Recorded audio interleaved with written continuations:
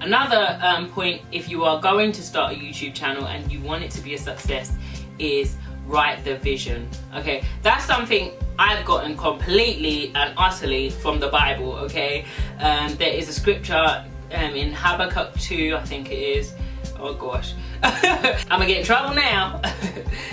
But yeah, there's a scripture that says write the vision and make it plain. So write the vision for me is write it down and make it clear. What are you trying to achieve? What do you want your channel to do? How do you want it to impact people? Who do you want your audience to be?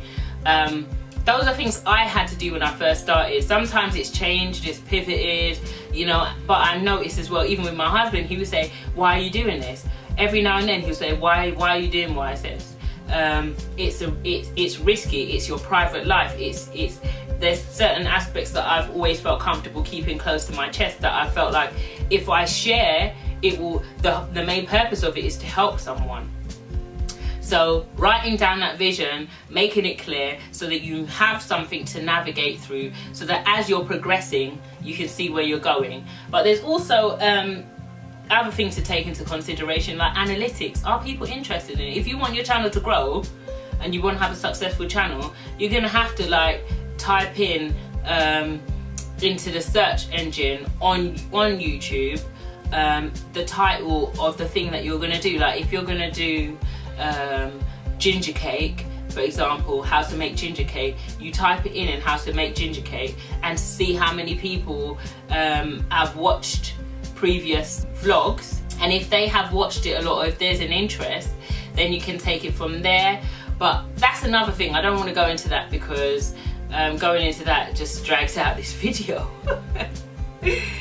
And one of the things I'm going to say that might annoy you, might upset you, or might make you think, which I think that's the aim of this, is the next point is forget about money.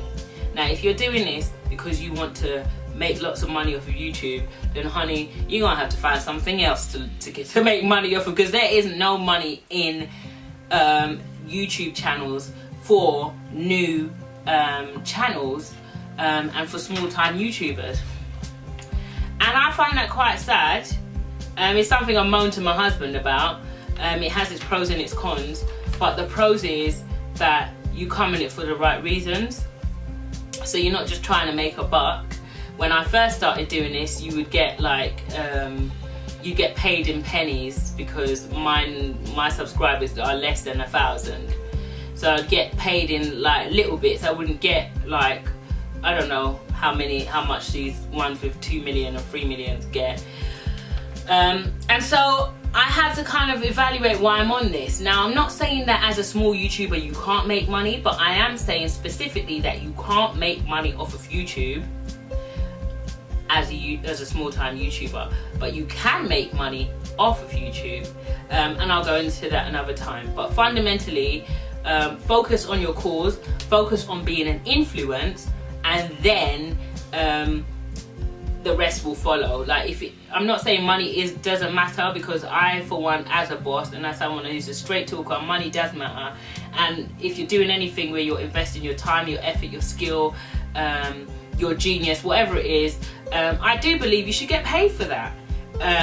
But as it stands, YouTube just isn't the place to do that. If you've got a small time channel, you just got to focus on being good at what you do. Another thing is have thick skin. Not everybody's gonna like what you do, not everybody's gonna be interested in what you do. You just got to enjoy it. You've got to be in your own lane. Stop looking at whether people watch or don't, whether your people have supported you or not.